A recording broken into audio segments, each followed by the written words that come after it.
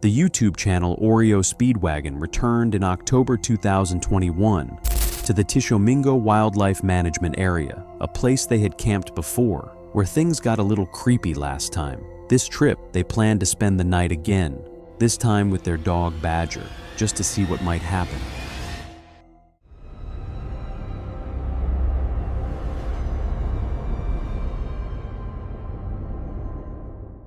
Hey, what's up, everybody? Here at the Tishomingo Wildlife Management Area Refuge Home for the Rehabilitated. I don't know. It's an outdoor place. I've actually been here before. And got a little creeped out here last time. But here's the thing. Badger, yes, he's running around being Badger, obviously. But he's been very skittish since we got here. Yeah. Like, he'll just take off running and not like doing zoomies running. Like, Yeah. no, he's doing that. Yeah, no, he'll come down here. But he comes down this little ravine down here, and He won't go any further. Like, no, and then he'll like get all skittish and run off. So I don't know. See, he's looking now. yeah, I'm not sure what's going on, but we're gonna stay here tonight and find out. Oh, yeah. From the moment they arrived, Badger started acting skittish. He refused to go past a certain point near a ravine. They'd camped at this exact spot before and experienced some strange things, which made his behavior even more noticeable this time around. Well, last time we were here, there was a crow walking around in the van, I think, or And then he heard something slapping the van. well, not slapping, but like, I don't know, maybe a raccoon Yeah. was like walked under the van and hit the bottom of, like, hit the frame hard enough to like kind of move the van. That'll wake you up. You know, if a raccoon runs into your house, you're like, I have no idea that a raccoon ran into my house. We live in a van, you know. Yeah. You know, Yeah, you would know that. you're a little more acutely aware of your surroundings. But yeah, I don't know. We're definitely going to keep you posted. Yeah, because he won't go any further. He'll look out there and I don't know. He's just Yeah. skittish. We don't know. I don't know. Where are you hearing it, honey?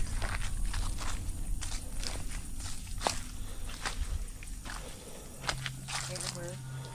You mean like in this area?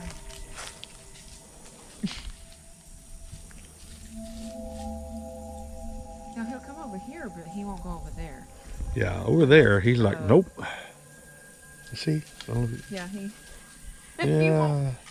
I don't know what's going on. It's a weird. It's definitely a weird. We've been hearing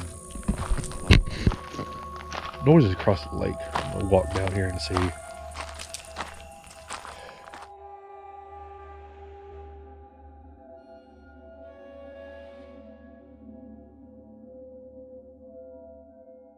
Camping in wildlife areas means sharing space with animals and dealing with sounds you can't always identify.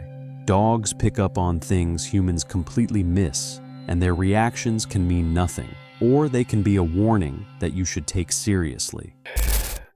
I know there are turkeys out here. We've been out in the woods a lot. We know the sounds. What we're hearing are not regular sounds. And usually you can hear birds, you can hear critters. But when you're hearing other noises and you're not hearing critters, yeah, I'm not sure. Not sure. We're going to stick it out. GoPro, stop recording.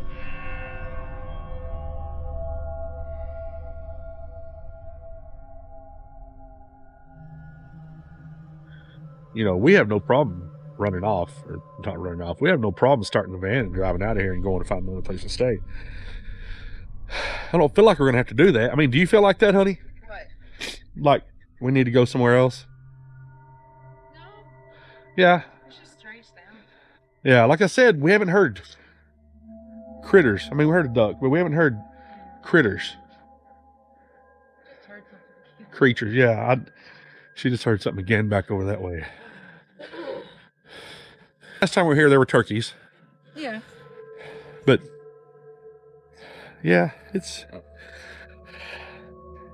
I don't know. Maybe we're freaking ourselves out. Well, I mean, I'm not trying to. I don't let myself get freaked out. Yeah. Because I know for 99.99 things that you hear, there's an explanation. That word.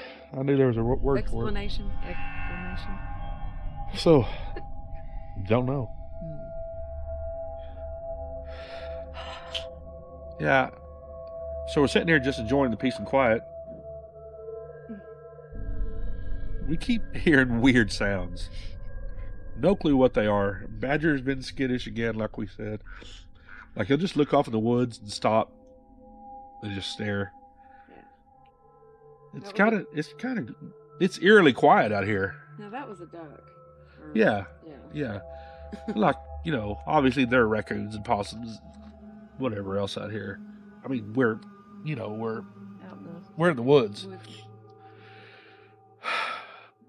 A little disconcerted. And then it's starting to sprinkle. A little bit. It's supposed to storm later. So, again, I'm not worried.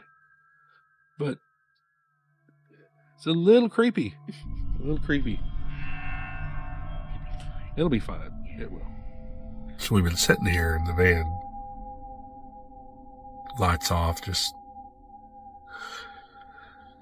playing on our phones. We have the windows down, but we're just sitting in the van. And I keep hearing something out in front of the van.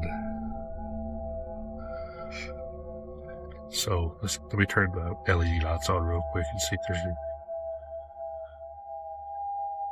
Hello? It's all good so far, I guess. I mean, it's got to be good. I'm not really worried about it, but. Out here. So I locked Badger out of the van because we're sitting out here. And this boy got up in Rachel's whole lap because he's afraid of. No. Well, he's staring in what specific direction right now? Living out of a van makes you way more aware of your surroundings than you'd ever be in a house.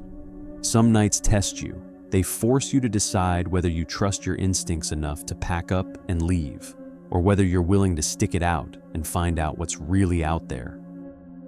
On Halloween night, nomadic traveler Kangu ventured deep into Epping Forest, one of the UK's most notoriously haunted woods. Every year, people report ghost sightings here, and its history is steeped in crime, violence, and strange disappearances.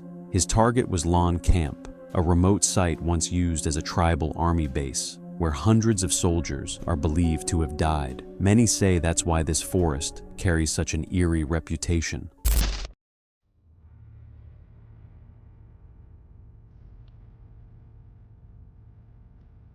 I don't know if I got that on camera, but a massive log just fell out of a tree.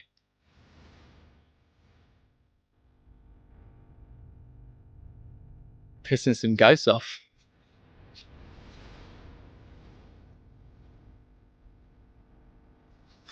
You know what, like, I don't really believe in ghosts and stuff. But I know this forest is empty, and I've been staying in the other forest. But I've drove down to this Epping forest, and I really feel a tension of like, I don't know, you like you're being watched. That sounds weird, and it sounds like you're saying stuff. I know these people say that sort of stuff for YouTube, but there is a weird tenseness about this forest. There's a lot of noises going on, and there's a lot of like wood breaking. And as I've been filming, I've just felt like there's someone like watching behind me. Or I feel like I'm being watched, being filmed, which I hate. I hate that. That's why I like to do my film videos in the forest. But here, I've just felt like I've been watched the whole time. It is pretty eerie. It has creeped me out a little bit, to be fair. From the moment he arrived, the forest felt wrong. The atmosphere was heavy, unnerving, like something was off. And as the sun dropped behind the tree line, darkness swallowed the forest almost instantly. His small head torch barely cut through the thick blackness. Each step became guesswork. Trees, shadows, and silhouettes all blended together as disorientation set in. Oh, mate. I've got a bloody torch in my eye. I can't see where I'm going.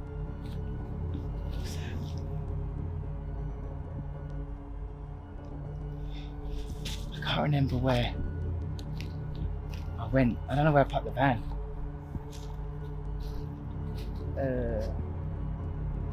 I mean, the forest normally looks all the same anyway, but at night time it all just looks the same.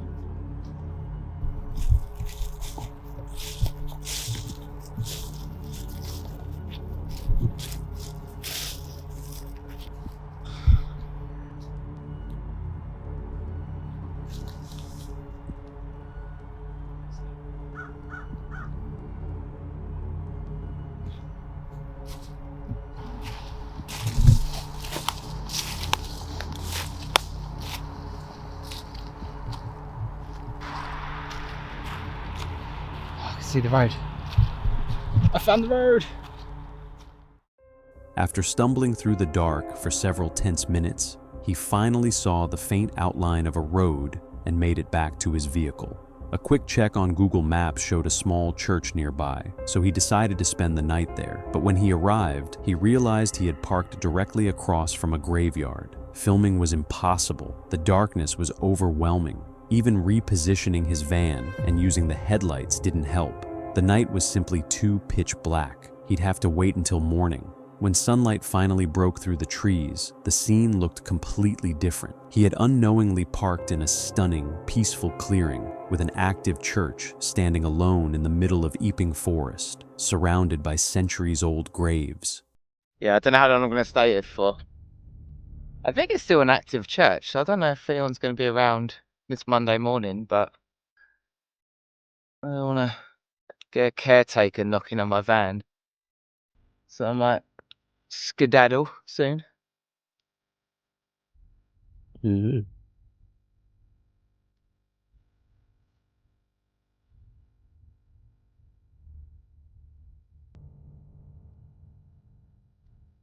Oh, well, it looks like someone's home. So maybe I won't hang around for too long.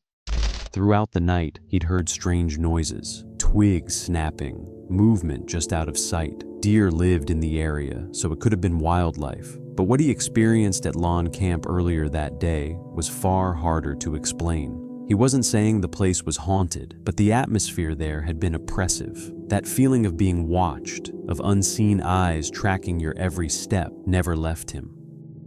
In October, Gina from her Alaska Van Life channel planned to camp near the abandoned Igloo Hotel, but she quickly discovered something that forced her to make a terrifying last-minute change. The Igloo Hotel has been empty since the 1970s, after its owner's dream of building a lodge near Denali National Park fell apart because of building code issues. Over the years, it turned into a strange roadside attraction with a darker past. The original owner was mauled by a grizzly bear just half a mile away, suffering severe head injuries. Even worse, grizzly bears have been spotted inside the abandoned hotel, making any visit extremely dangerous. When Gina arrived, her plans fell apart immediately. The entire property was blocked off with no way to get in. She did notice a random tractor trailer somehow parked inside the area, but the entrance was completely barricaded. With daylight fading, Gina made a sudden decision she would soon regret. She chose to stealth camp at a Russian Orthodox cemetery in Anchorage. She had no idea what she was walking into.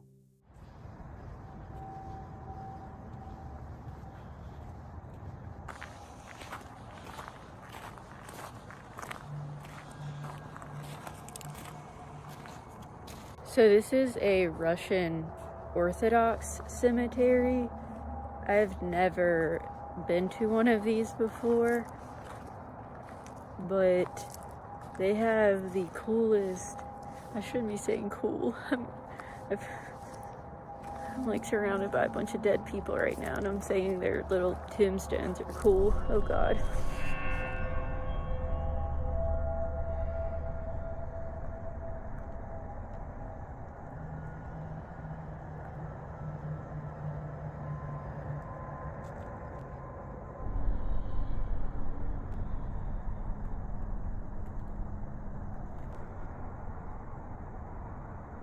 You guys, I'm not making this up right now, but there's a light in front of the church, And when you walk past the light, it turns on. I know, because I walked over there 2 times to look at the cemetery. And now I'm in my car, and it's flicked on 2 times. It's not windy outside.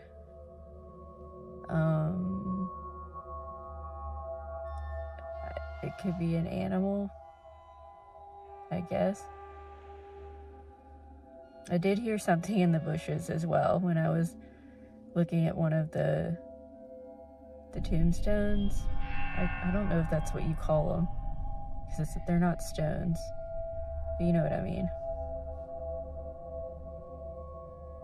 There's no way I'm gonna be able to sleep tonight here. I'm gonna try though. I do not like how that light keeps turning on and off. I'll show you what I'm talking about.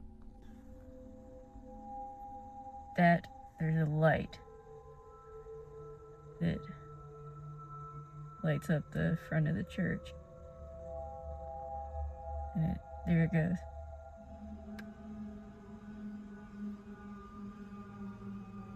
It's turned on twice since I've come back.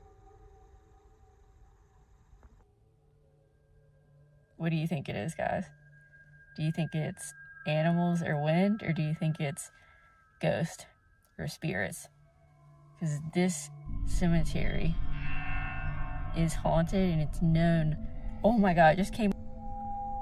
You guys, I am actually getting kind of scared. I don't ever get scared of stuff like this, but what the heck? You guys. Right as I started talking about spirits, the light turned on again.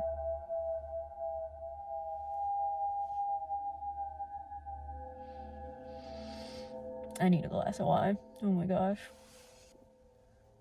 I decided to Google what the name of those colorful boxes are. They're not tombstones, and they actually call them spirit houses. How cool is that? But how not cool is it, right when I was Googling about the spirit houses, the light in front of the church turned on again.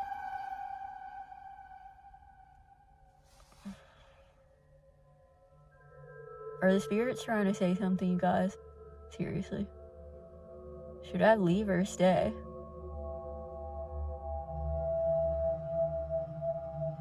I mean, I feel safe in my 4Runner. I think. I do not want to see that light turning on and off all night, though. I'm gonna go crazy. Lordy.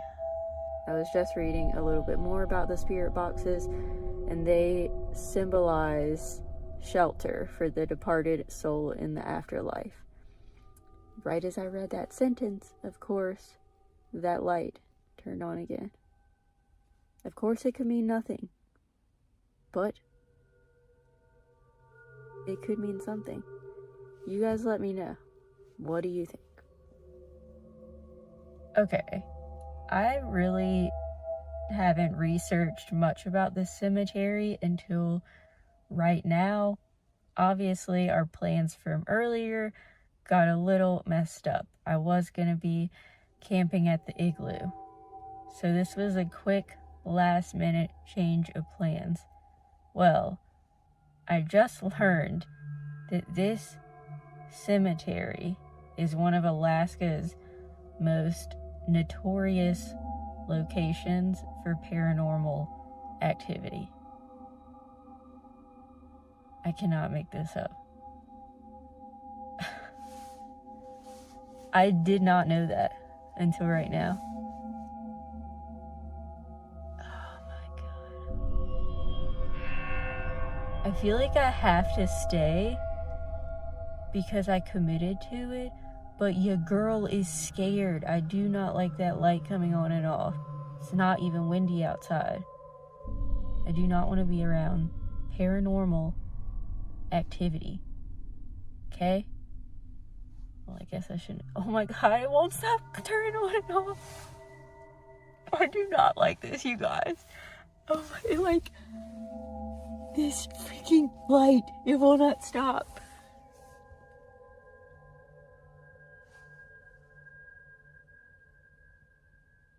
What the heck?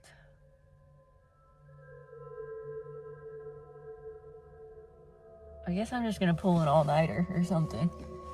I can't sleep. Every tiny little noise is freaking me out at this point. And that damn light will not stop going on and off.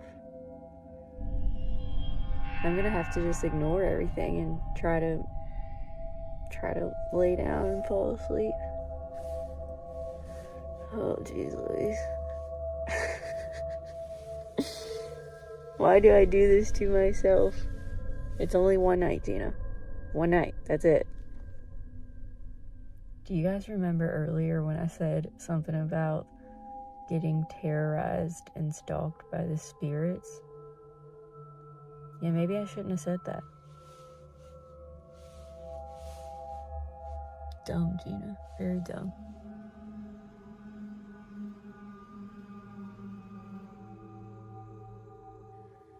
Okay, guys.